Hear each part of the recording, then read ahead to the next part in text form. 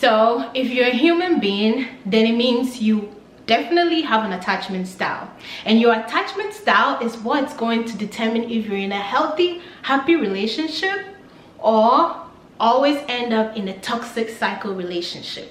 Okay, but however, it blows my mind that we barely, almost never have conversations about attachment style.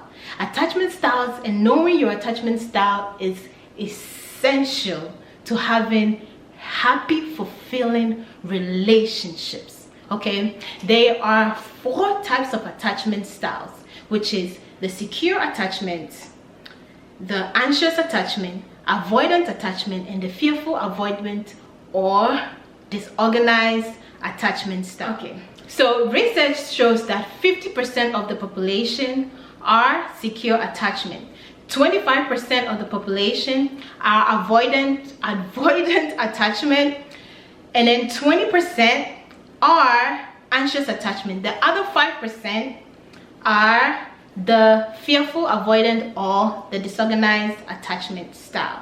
In this video, we are going to deep dive attachment styles to help you find out which attachment style you have, and also we are going to discuss ways to take or steps to take to help you become a secure or healthy attachment style. If you haven't subscribed yet to my channel, go ahead and subscribe and hit the notification bell for when I post a video. On this channel, we heal, we learn, we grow, and we break generational curses. Okay, so let's dive right deep into the video. So the first attachment style is secure attachment. All right, so secure attachment is what we all should strive for, is the healthiest form of attachment. It involves people or a person that is comfortable sharing their emotions, comfortable sharing their feelings. This person is comfortable to ask for help, expressing what they need in relationships. Okay, so this is a really healthy relationship, and we are going to talk about what causes this or how this is caused. So a secure attachment style starts from childhood.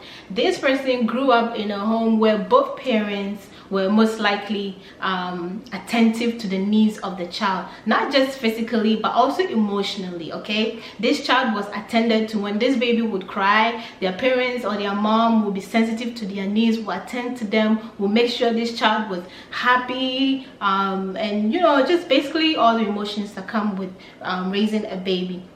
Also, when this mom was pregnant, they probably were in a happy, healthy, loving marriage or relationship. They really did not go through much trauma or anything like that that could cause harm to the mental development of the baby. So most people in secure attachment grew up in a home where there was more support, like a village that raises a child, where there's support inside the home, outside the home. The child grew up in a loving way. They were able to express their feelings, express their emotions.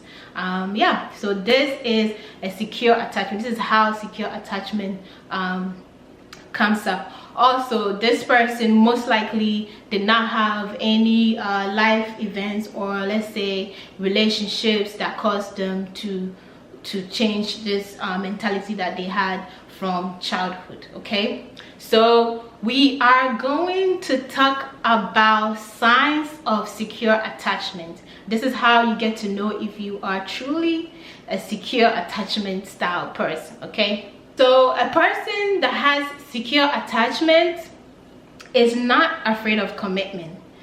They make it clear what they're looking for in their relationships.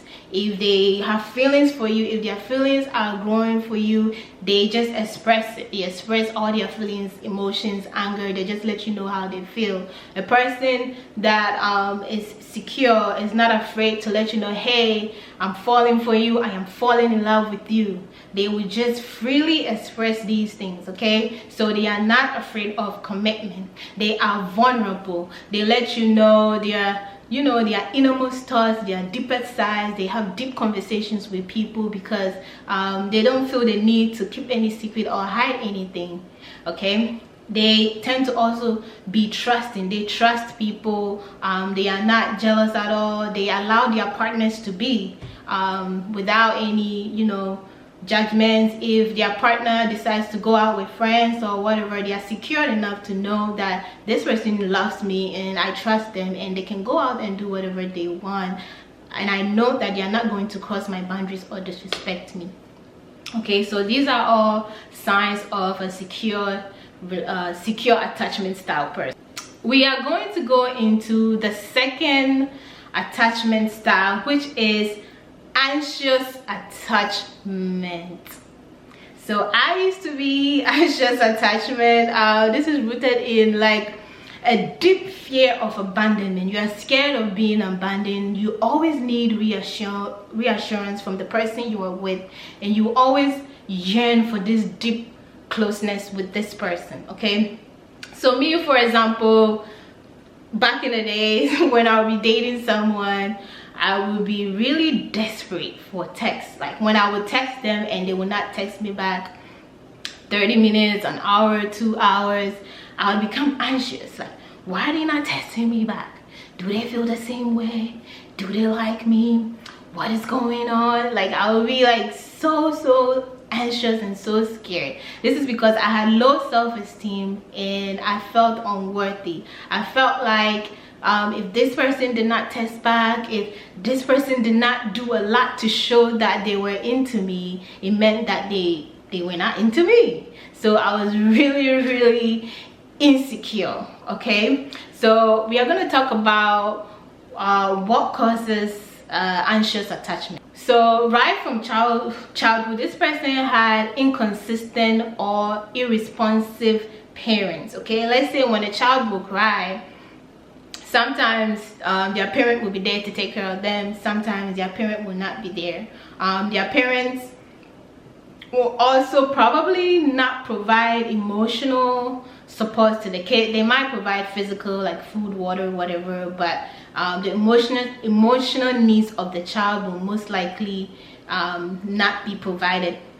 This is frequent in homes where there was divorces going on, single parenthood, homes where parents were fighting a lot, so they didn't have a lot of focus on raising the child. This also could have happened to mothers or like pregnant women who were going through a lot of trauma, going through a lot of stress, were in an abusive relationship or marriage, were not happy at all, did not have support from family and friends, did not have a village to support her. So being pregnant and what goes on when you're pregnant could have a significant impact on the outcome of your child. Okay, the mental development. So let's talk about signs of an anxious attachment style. How do you know you have anxious attachment style?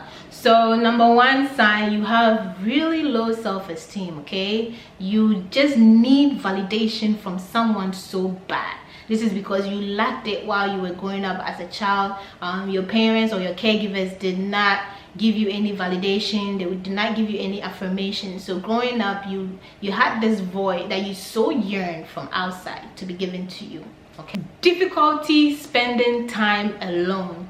So for example, these are the people that you would see that will jump from one relationship to the other, to the next without having a break. These people are scared of spending time with themselves. They would rather spend time with a bunch of people that are not good for them than to spend time with themselves. And they'll jump from one relationship to the other without sitting down and working on themselves and, you know, reflecting on what happened in the relationship. Okay, so this is an anxious attachment person. They also fear rejection so much that they will stay in an abusive relationship because they would rather stay there than be out and about and alone. Also, another sign is they are very sensitive to criticism. Okay, so for example, me back in the days, even at work, when somebody would criticize me or offer constructive criticism, I would take it so personally, like, oh wow, like, does this person mean I'm not good enough? What is happening? But that's not what the person meant. It was just, you know, constructive criticism to help me improve on my skills. Another sign is also jealousy. This is the type of person that wants to go on their partner's phone, check their phone, see if they're talking to someone. They don't want their partners talking to the opposite sex because they are scared, they are jealous, and they are always on anxious mode. Okay, they want to check phones, they want to go on social media, whose picture is he liking, what is he doing, he's out with his friends, like, where are they talking about a girl, what are they doing? Okay, so this anxious attachment style also tends to push good people away.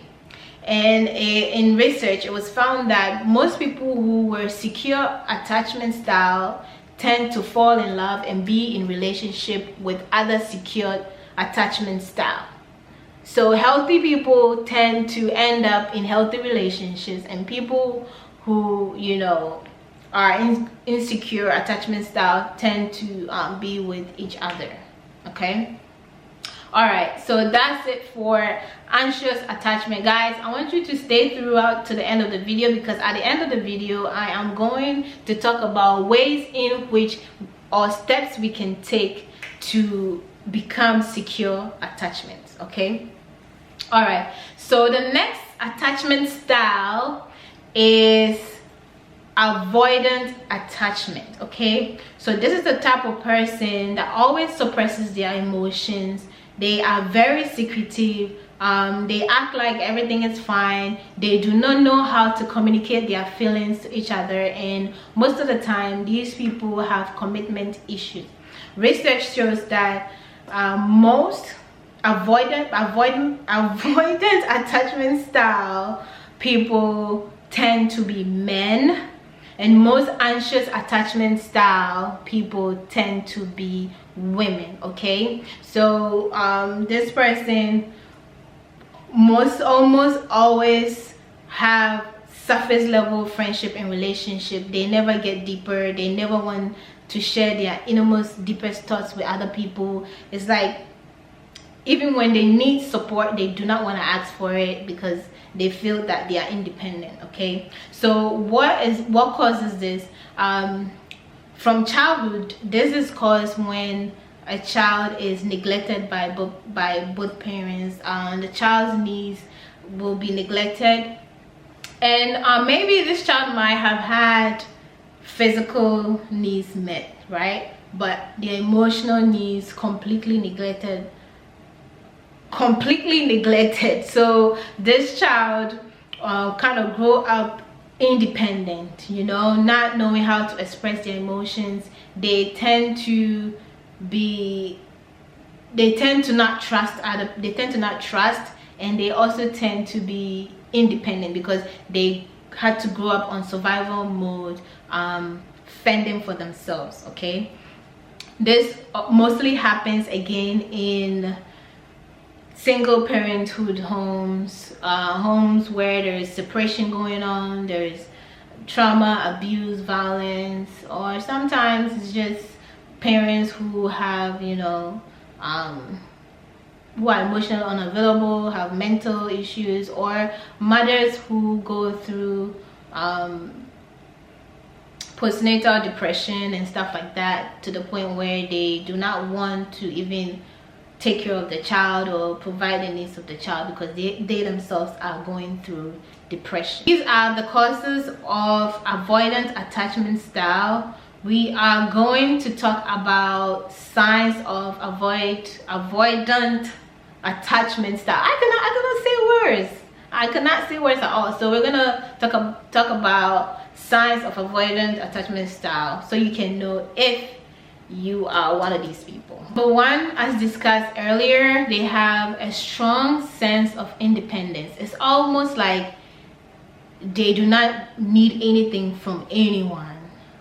They feel like they can do everything for themselves. This is because they've been conditioned from childhood their parents not, you know, being there for them. They've just been there for themselves, and they've, you know, maneuvered life by themselves, trying to do things for themselves. Okay, so this person has a strong sense of independence. They will also have commitment issues. This person will almost not want to have anything, you know, deeper. They will struggle to be in relationships because they do not want to be in relationship. They are scared that they're going to be neglected. They're scared that they're going to be, you know, left. So they would rather much just not be in committed relationship. They will be this type of people that would just, you know, they don't mind having sex with people here and there, doing whatever, but then when it comes to commitment, you're like, deuces, peace out. Not trust no one, and they don't intend to trust anyone. They feel like people are out there to hurt them, so they don't really trust or want to trust anyone, and they don't want to get close to people because they fear that, you know, they will get hurt. So that is that for avoidant attachment. Okay, and number 4 is fearful avoidant or disorganized avoidant attachment style. Okay, so this attachment style takes the worst part of the anxious attachment and the worst part of the avoidant attachment. Okay, so this attachment style is created out of, I'll say, confusion and fear. When this child was growing up, let's say when they will cry, their caretaker or their parents one time will scream at them, the next time their caretaker might beat them, and then maybe random time their caretaker might just provide them physical need.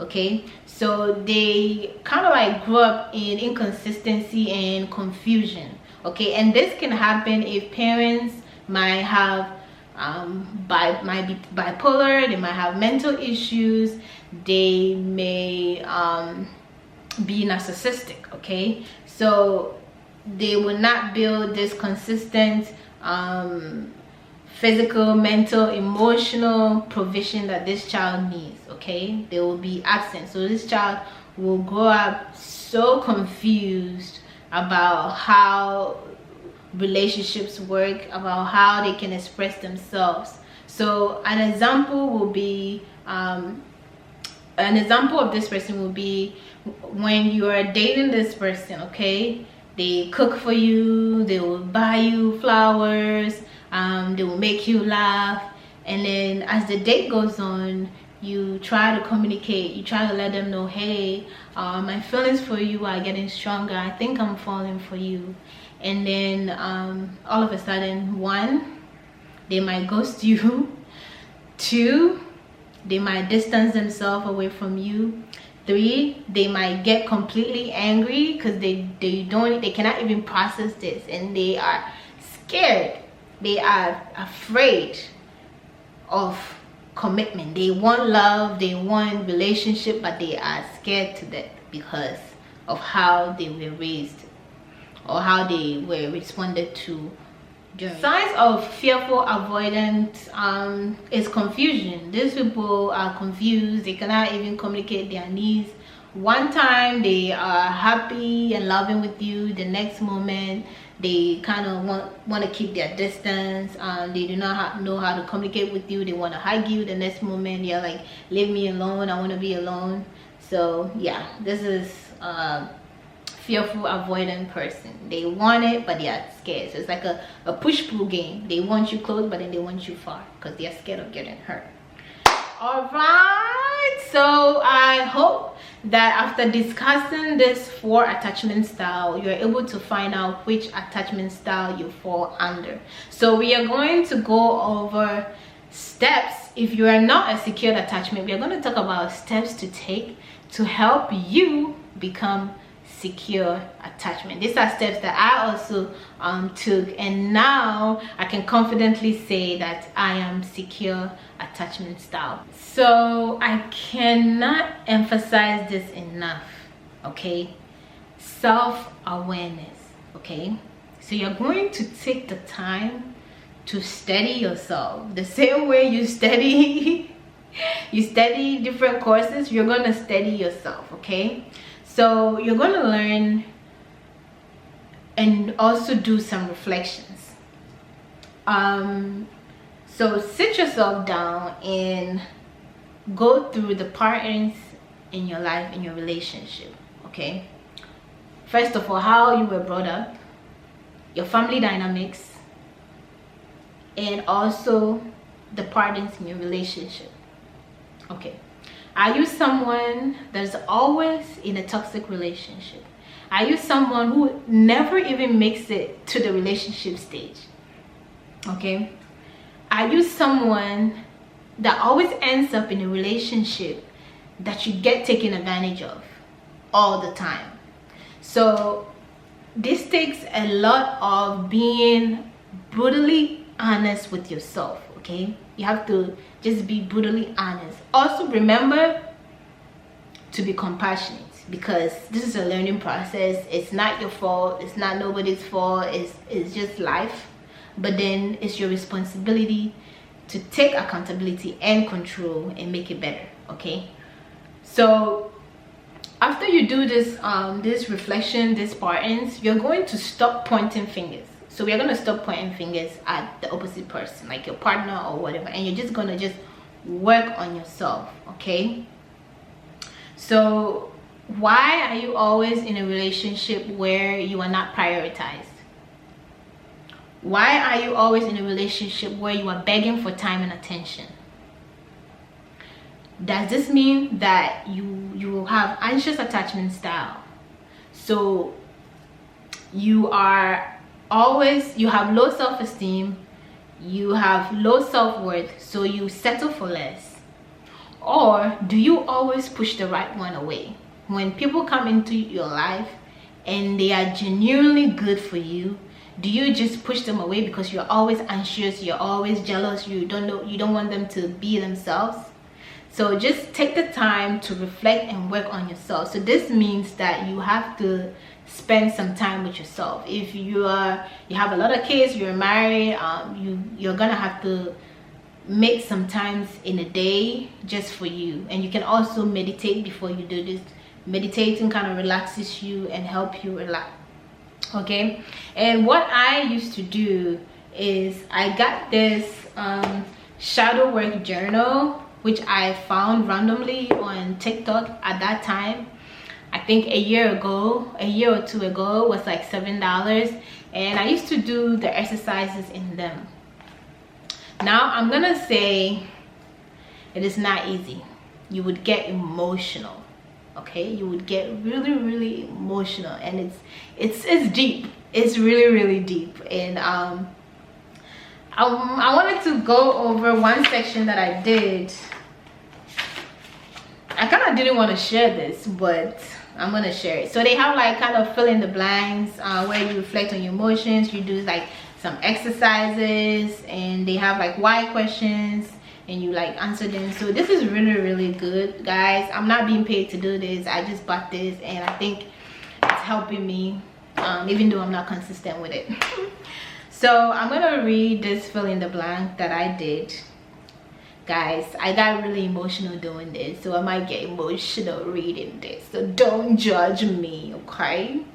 So I did the exercises before that, and I'm gonna read it to you with the fill in the blanks, okay?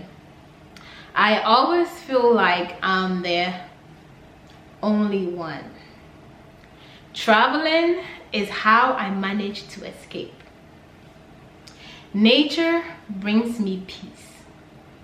I am so tired of being stagnant and settling, but excited for the future and growing. I want to try to challenge so that I can finally grow. For some reason, I always end up not trusting myself. I deserve love and acceptance. Okay, guys, you see, this is so deep, right? So I kind of like doing this kind of helped me find out like myself, what I like doing, what brings me peace, what brings me joy, what calms me down when I'm stressed, you know, when I'm going through it. So I recommend, but you don't have to get this. Obviously, also watching, you know, videos, doing your research on your own behaviors, your patterns, finding hobbies and stuff like that will help. And also journaling every day. Okay, I've been journaling every day consistently for over 4 months now. I used to be not consistent, journal here and there, but ever since I became consistent, like, I'm truly becoming in tune with myself. All right, so this will be the end of the video. I hope you learned a lot from this video. If you are I hope you learned a lot from this video. If you are interested in learning about the root cause of your people-pleasing tendency, click up here for the video about people-pleasing to help you find your people-pleasing tendency and also help you stop people-pleasing. Okay, don't forget to subscribe for more educative videos like this. Bye y'all.